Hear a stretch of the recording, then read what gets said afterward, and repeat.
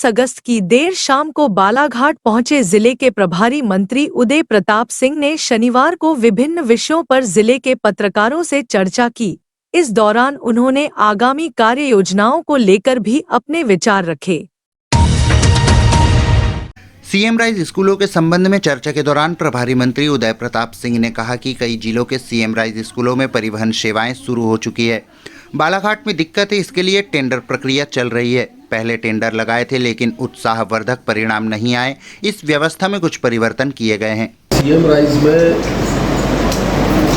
हमारा जो परिवहन का सिस्टम है, हम लोगों ने लगातार विज्ञापन निकाल रहे हैं। कई जिलों में हमारा परिवहन की सेवाएं चालू हो गई हैं। आपने कहा कि बालाघाट में दिक्कत है, हम लोग परिवहन के लिए लगातार एडवर्टाइजमेंट निकाल रहे हैं, उसमें संशोधन कर रहे हैं। बीच में मैंने एक कोशिश की थी कि बेरोजगार नौजवानों की बसेज सीएम राइज स्कूल पर लगाएं।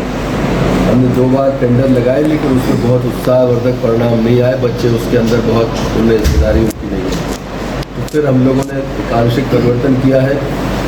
पहले टेंडर हम जिले वाइज संभाग वाइज लगा रहे थे। अब हमने कहा है कि इसको टेंडर को छोटा करें, कुछ स्कूल वाइज करें अपन, जिससे कि स्थानीय स्तर पर जो बस के संचालक हैं वो उसमें पार्टिसिपेट कर सकें।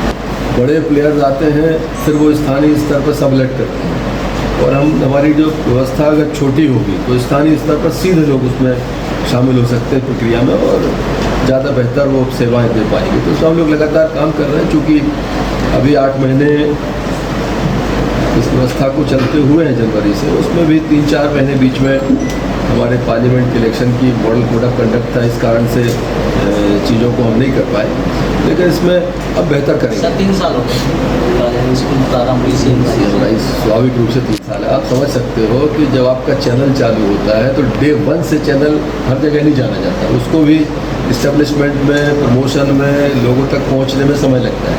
ऐसे ये बिल्कुल नया कॉन्सेप्ट है, ड्रीम प्रोजेक्ट है, बड़ा मतलब भविष्य में सीएम राइज की सफलता हर हाल में मतलब अपने उसको जो टारगेट है उसको पाए, ये हमारे लिए चुनौती है और इसको हमको पूरा करना है। वार्ता के दौरान बालाघाट जिले में निजी स्कूलों पर हुई कार्यवाही की जांच रिपोर्ट अब तक सामने न आने के मामले में प्रभारी मंत्री ने कहा कि ऐसी लापरवाहियों पर स्कूल मान्यता निरस्त करना आसान विषय है, लेकिन स्कूल की मान्यता निरस्त करने पर स्कूलों में अध्ययनरत बच्चों के भविष्य की चिंता करना सरकार की पहली प्राथमिकता है। कई बार क्या होता है, आपको स्कूल की मान्यता निरस्त करना, उसको दंडित करना एक विषय है, करना चाहिए, लेकिन जो बच्चे वहाँ पढ़ रहे हैं उनके भविष्य का निर्धारण भी हमारी सरकार की चिंता का विषय है।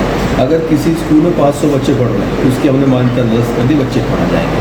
हमें इस बात की चिंता करनी पड़ेगी कि आसपास में सराउंडिंग में स्कूल कितने हैं, उन बच्चों को हम कहाँ भेजेंगे, कैसे जाएंगे। तो मतलब एक बहुत आसान नहीं होता किसी चीज़ को कि ये कह देना कि हम इसकी मान्यता निरस्त करना बहुत आसान विषय है, लेकिन वहाँ से जो 400, 500, 300 बच्चे निकल के जाएंगे, उनके भविष्य का हम व्यवस्थापन कैसे करेंगे, ये भी हमारी चिंता का विषय है। इन बच्चों से गलत तरीके से परीक्षा दिलाई गई या वो कानून के दायरे वो उस पर ही जब अर्थदंड लगता है इसी तरह की चीज़ों का लगता है। वो आपने विषय लेकर आए हैं, उसको अलग से बातचीत करेंगे प्रशासन से। प्रभारी मंत्री उदय प्रताप सिंह ने बालाघाट जिले में चीनी उद्योग की संभावनाओं पर बोलते हुए कहा कि मध्य प्रदेश का 70% गन्ना उत्पादन मेरे नरसिंहपुर जिले में होता है।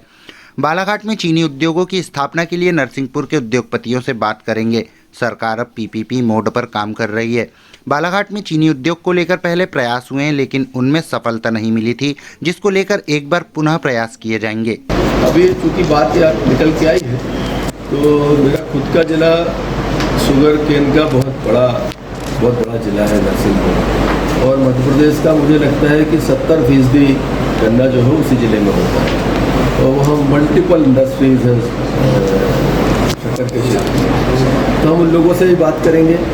दूसरा, आजकल सरकार पीपीपी मोड पे जाती है, कोऑपरेटिव सेक्टर इसमें काम करता है, तो अब ये संभावना के स्तर पर है। उन्होंने बताया कि पहले प्रयास हुए हैं लेकिन उसको सफलता नहीं मिली, और एक बार की असफलता इस बात का कारण नहीं होती कि दोबारा प्रयास न किए जाए।